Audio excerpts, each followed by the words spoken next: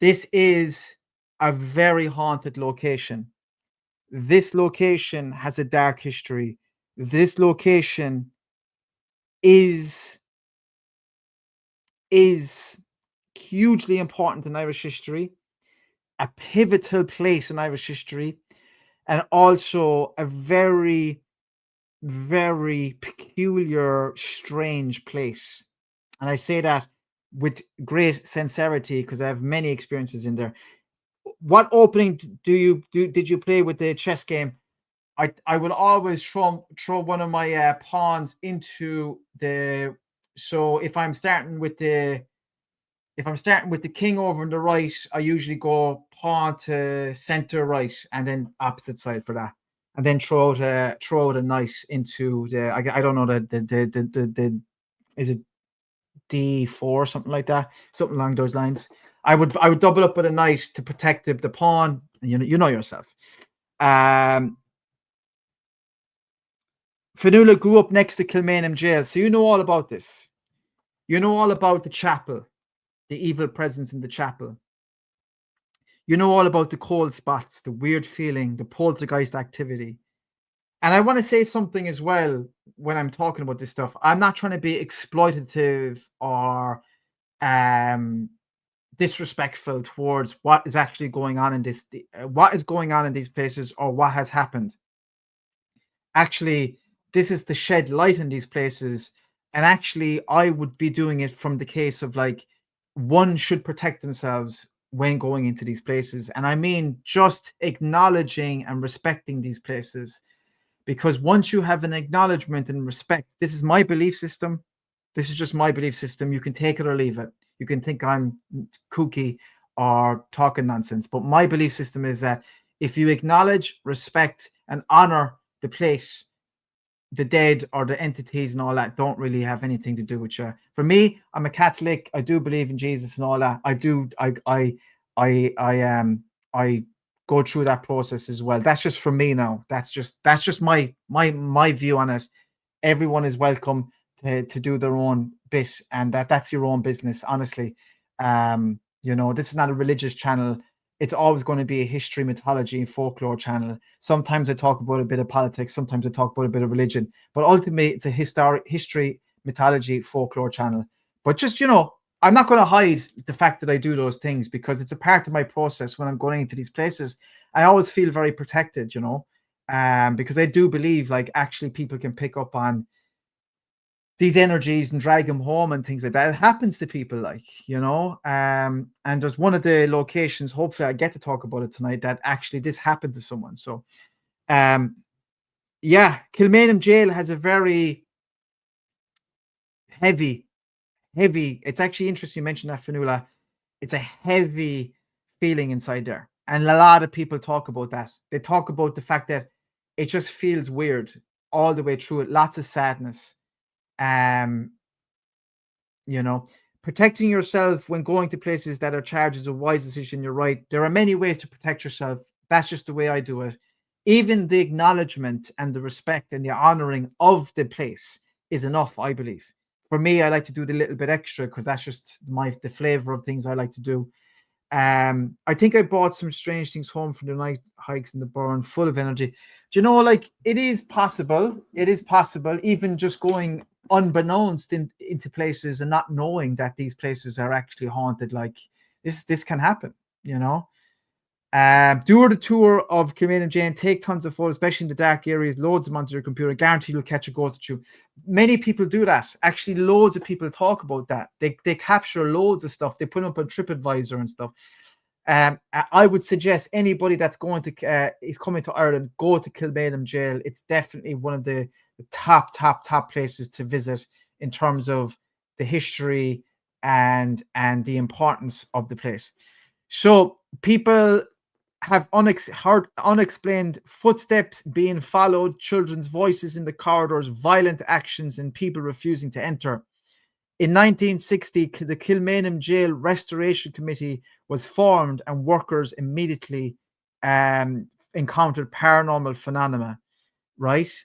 So, yeah, that by the fire energy, these magnetic don't Don't drink, but I could sit there for a few hours. I think, yeah.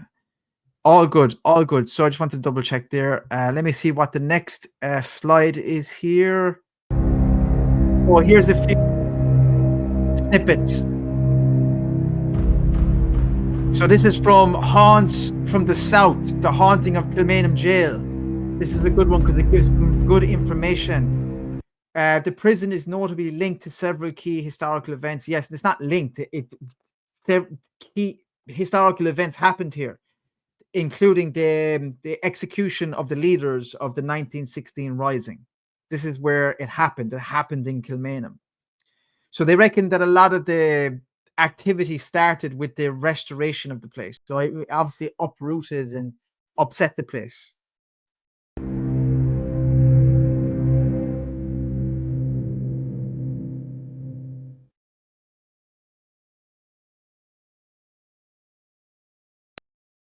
Oh shit, sorry. Yeah, so it was opened in the 18th century and served as a prison until 1924. So soon after, um, right after the Civil War, it pretty much went into. I think it closed then as a prison.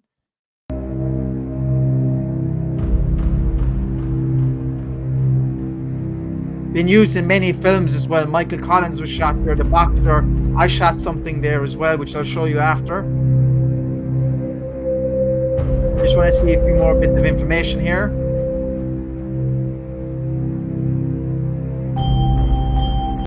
Why does it keep doing that? Forget that.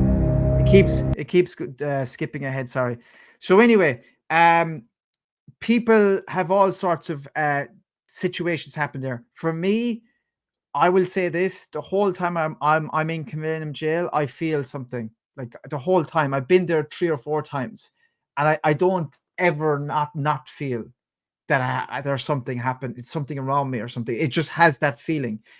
But in the place that's in disrepair, the cells, it's just really strange there, like really strange. And executions, the barracks nearby, the soldiers that executed were the leaders mainly for the Sherwood Foresters. I agree, Spiral Massive for myself, rather a neutral feeling, not bad or good. Love to know about any haunts on the Cooley Peninsula near Lilly's, Finnegan's, County Louth. Unfortunately, I can't tonight, Peter, even though I want to be able to facilitate you. If I have a bit of time at the end, I'll try. It's just I have a presentation, so it's going to be a bit difficult. But if I'm doing a part two, remind me about this, and I will definitely include it in part two.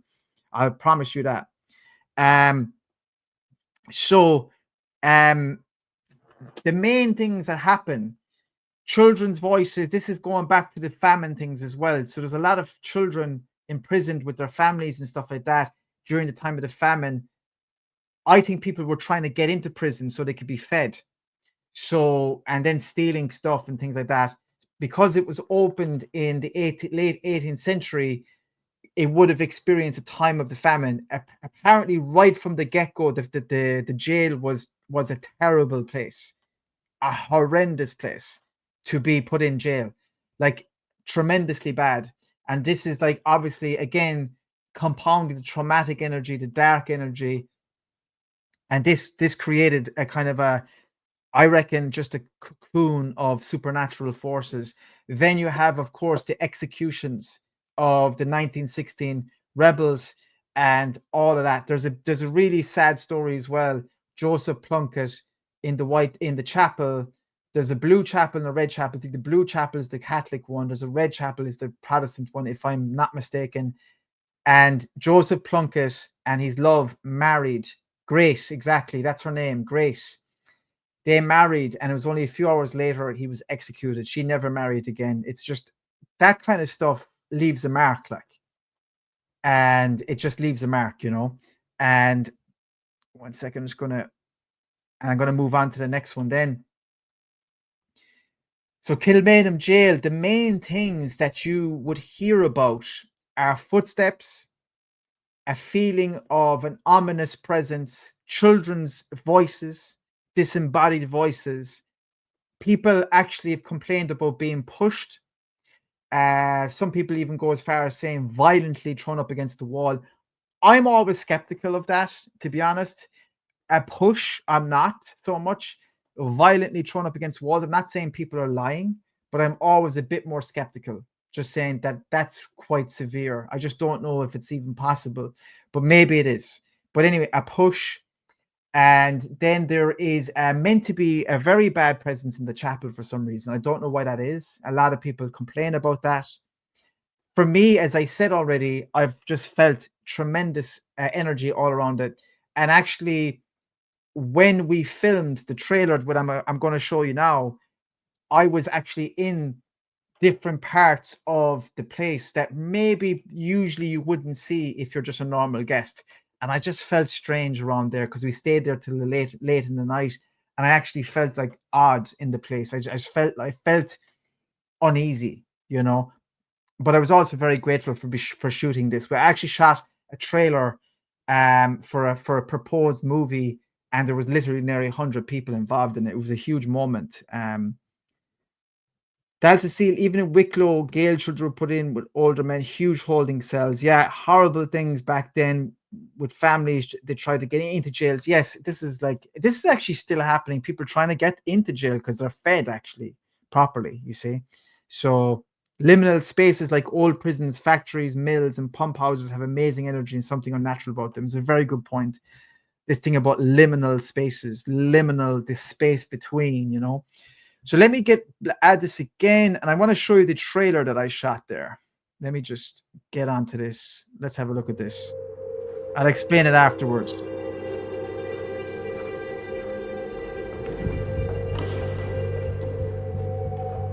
This is in the jail. I'm in this as well.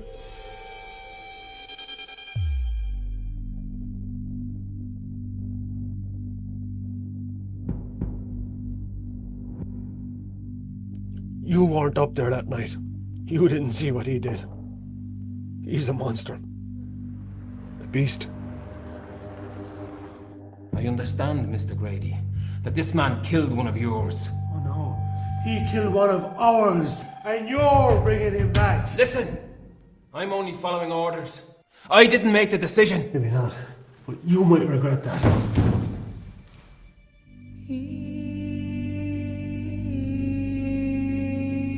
This is all the jail grounds.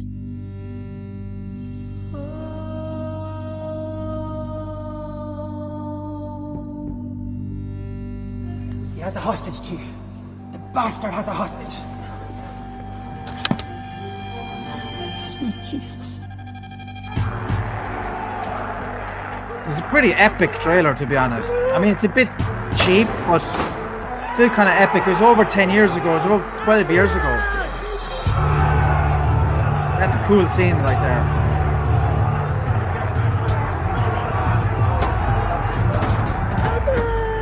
Pretty epic, right?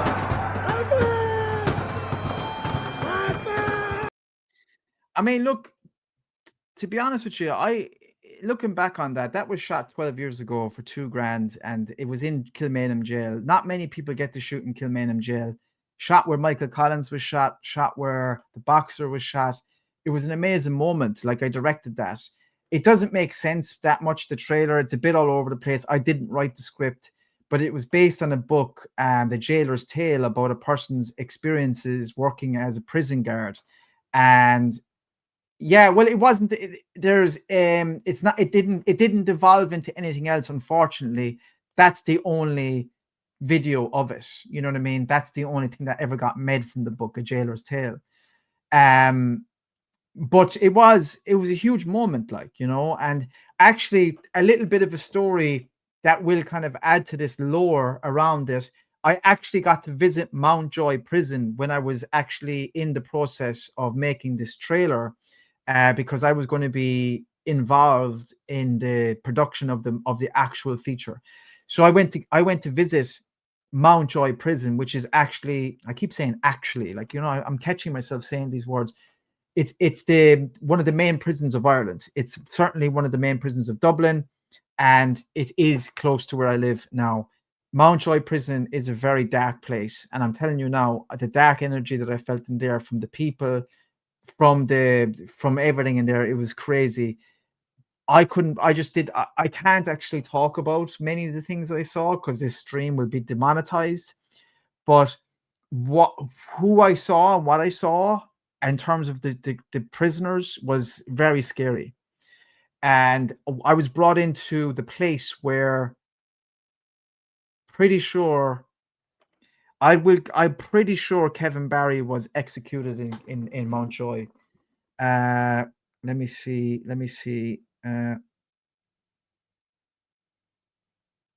Was Kevin Barry?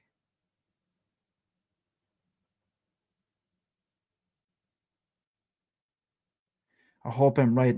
I don't like being right about something so tragic, but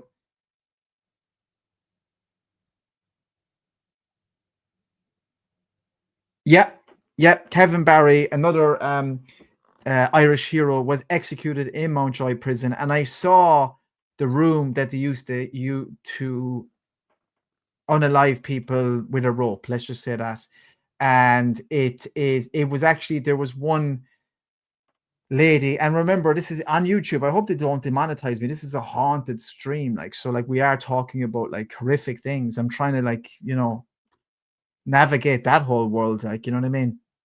But there was one lady that was put into this scenario as well for a crime, and she was the last female ever in the prison, you know what I mean? She was in that room, and I was in that room, and I'm telling you right now, darkness in that room. It was just really, really strange to see that.